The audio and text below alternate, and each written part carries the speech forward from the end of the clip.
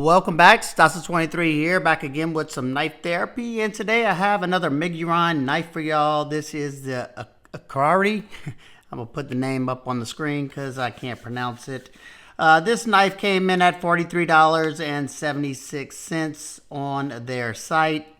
You can also pick Miguron knives up at White Mountain Knives when they are available, or also on eBay.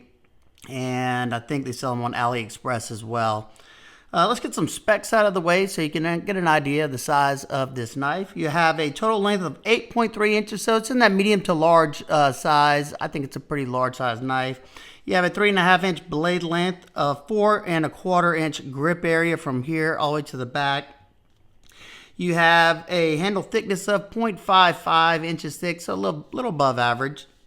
And you have a close width in the pocket from here to here of 1 1/8 inch.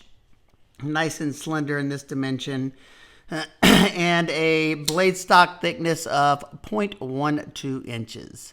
All right, before we go any further, let's do some cutting with this knife and see how well it does. Gonna start out doing some cardboard cutting. This is not the factory edge. I had to put an edge on it because it came very dull.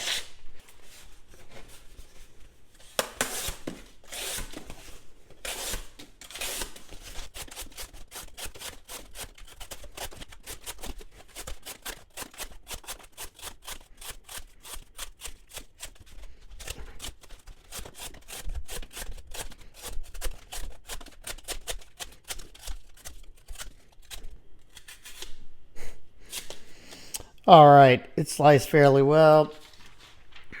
And I tried to stay in that back section.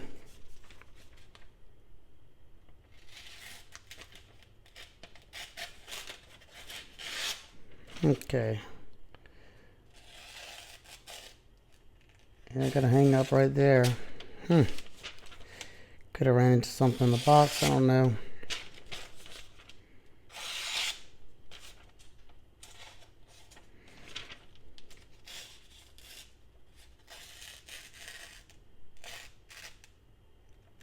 Right there.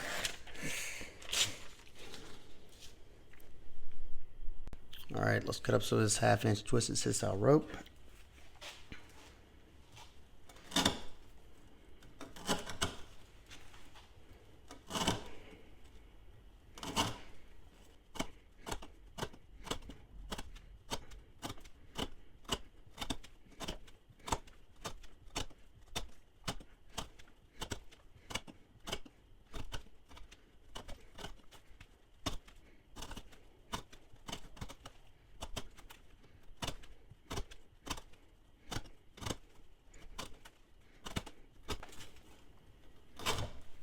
Alrighty, cut up 40 this time. It was fairly easy.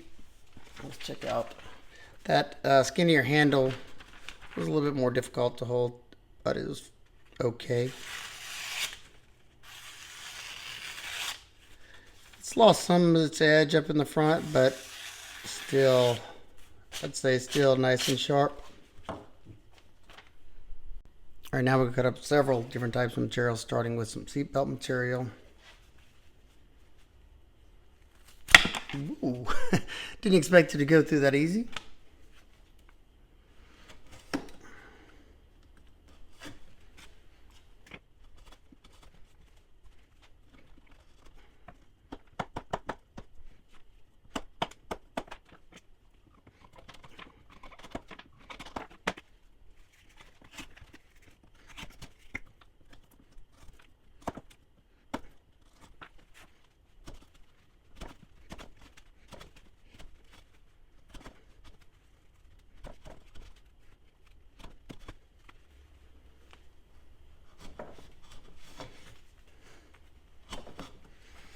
Alrighty, it sliced outstanding. I think, let me feel something. Yeah, well, that's unfortunate. I don't know if I could show this. I rolled the edge pretty bad, and it was my fault. This was a old beat up jean jacket and had these little pins in it. I thought I got them all out, and I tried to cut through one of them, so It's got from here to here, it's flat. Yep, just I rolled it over.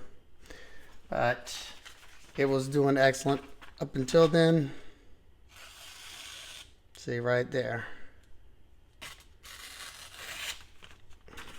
That burr is cutting it.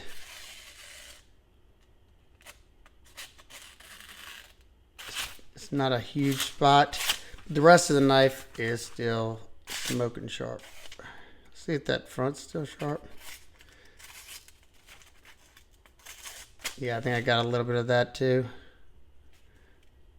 Just a little bit. Oh well. Alrighty, I hope y'all enjoyed that cutting footage. I enjoyed making for y'all. And let's take a close look at this. I find this to be a rather attractive knife. I love the overall aesthetics of the knife. It has very nice subtle lines, just a nice straightforward swoop going down here. It has a very nice slim in the pocket feel, and the blade pretty much buries into that handle, and it was a pleasure to carry around. Let's take a close look at that blade. You have a nice classic drop point. This one, it has a black PVD coating on it. Nice little top swedge up here that brings that point down to a nice needle-like point for piercing and doing some drag cutting. You have a semi-high flat grind on here, and as you can see, this side of the knife is completely sterile. And on this side, you have the blade steel designation, which is DC 53.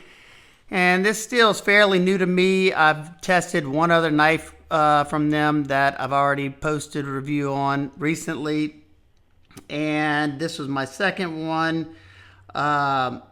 It's kind of similar to Sleipner steel, they say, and it's supposed to be a more beefier D2. And in a budget platform, I think that's going to make for a pretty good steel. So far, I've enjoyed the steel, and I think it fared very well in my cutting test. The PVD coating held up exceptionally well. No crazy, just some rub marks, which that's normal, and nothing went through to the steel. Glad it does have the coating because it is not a stainless steel. Pretty close to it, but it's not considered stainless. You can see you have a well-executed sharpening tool, because I did have to sharpen this knife because from factory it didn't have the best edge on it. All three of the Miguron knives. It had a somewhat of a working edge on it, but that's about it. But I put a brand new edge on here before I started testing, and as you can see, there's no smile, and it's going to be a little while before that starts thickening up because the plunge line is back there. So excellent job there. Love seeing that. You have the nice crown spine that all the Miguron knives that I've had so far have on there. Absolutely looks very classy. Makes it look way more expensive than it really is, because you don't see a lot of budget knives with that rounded spine on the top. Very nicely done there. We're going to close it up. Look at that nice, very smooth action. This has a very good detent on it, and this is a front flipper. As you can see, well designed front flipper, sticks up a little bit above the frame, so whenever you can either roll it out nice and subtle, or that nice fine jimping on there grips the thumb just perfect, and it comes out with authority, riding on ceramic bearings and a ceramic detent. You can do the knuckle roll. Got a very addictive action. All three Miguron knives that I've had that I have right now have nice smooth actions on them and nice and snappy. It does have a ceramic detent ball, and like I said just now, it's very well tuned. The centering on this knife is dead centered. And now we'll go to the ergonomics. On all the cutting that I did, it was a pleasure to cut with this knife. And that has a lot to do with the 3D contoured G10 scales that are nicely finished. They're smooth, but they're not slick. They have a little bit of traction, especially toward the sides of this right here. No sharp edges where you don't want them. and overall excellent job. You can see that nice contour going there. Very, very nicely done. You have the Miguron emblem on the pivot. That is nice and flush. You don't even feel that. You have flush hardware, as you can see. Nice T8 Torx. Excellent to see that T8 on the pivot. You have a nice gold pivot collar around that T8 Torx. You do have a lanyard hole for all the lanyard people, and you could probably fit some 550 in there if you really shoved it through there. You have a milled titanium pocket clip that goes in and out of the pocket fairly nicely, but you don't have a very high ramp, so it may have a little trouble getting in and out of some of your thicker pants. Back to the ergos again. Those thicker scales, a little bit thicker. They're only 0.55. You know, your average is about a ½ inch. Those thicker scales really filled out the hand nicely in pretty much every grip that I held it in, and I didn't feel anything that was creating a hot spot even through the wood cutting, and that's, you know, not that likely. You have stainless steel liners that have a gold coloring on them. Not sure how they do that, but I don't usually like that, but I must say here it goes nicely with the black finish on there. They're mirror polished liners, and then they did the gold anodization, or however they do that. You have a black G10 backspacer that goes about quarter of the way up. Open it up. Your lockup is sitting at around 40%.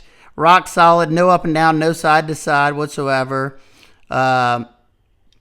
The access set lock bar is not the best. That's something that I don't really like. As you can see, it's flush with the show side scale, and they do give you a little bit of jimping there, but it's nice. It's smooth because it's polished just like the rest, and all they give you is this little cutout right there, so it's kind of hard to get your finger in there. I have to shove the fat of my thumb in there.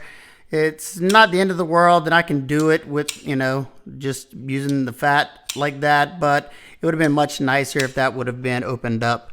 You do have heavily skeletonized liners in there, as you can see down below, keeping the weight down on this knife.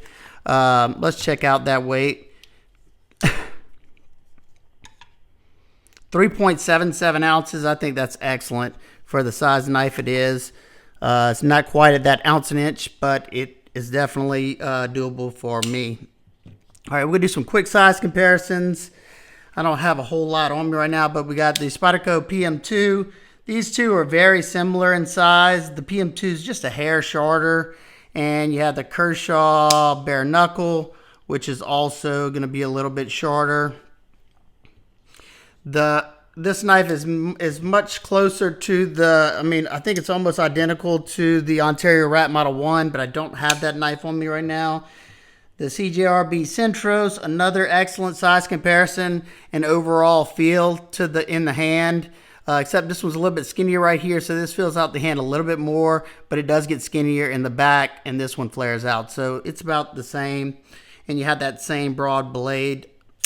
And then the Reich P801, which is a good bit shorter, but you do have both that classic drop point blade shape on there.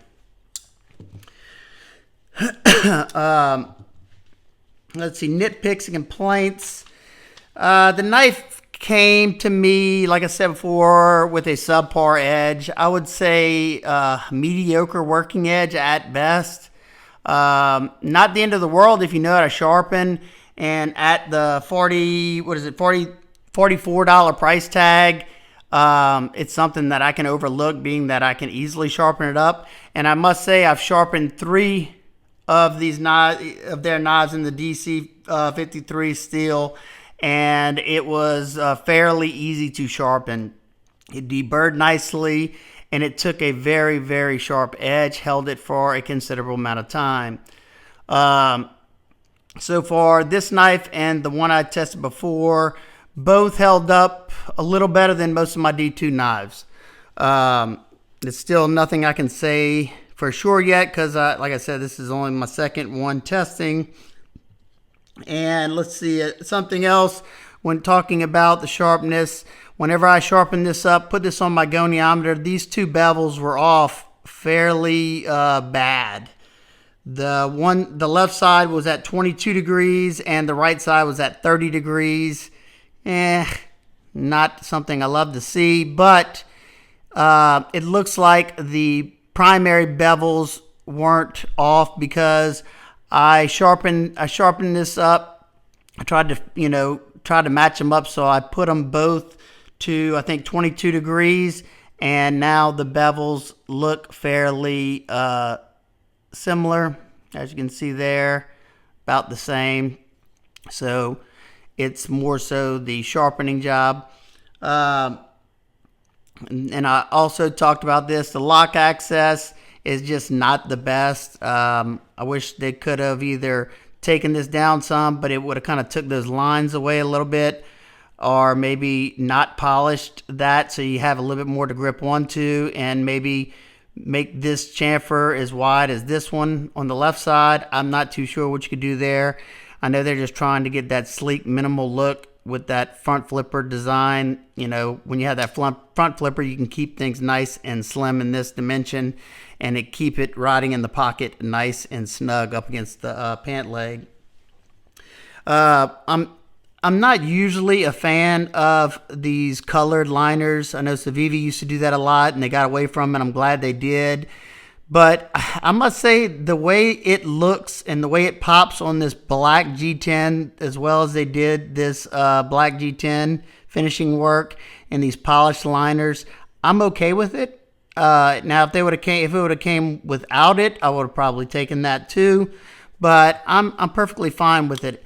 And at the $43 price tag, the action you get with this, the aesthetics, the steel, how well it lasted, the ergonomics, I think this is a nice bargain. It's definitely one that I can recommend if none of those are deal breakers to you that I talked about.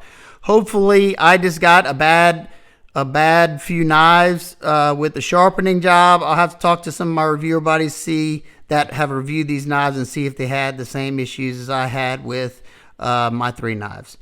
So there you go. If you have any questions, comments, concerns, please leave them down below. I hope everybody's having an absolute wonderful day. I will see y'all on the next one. Peace.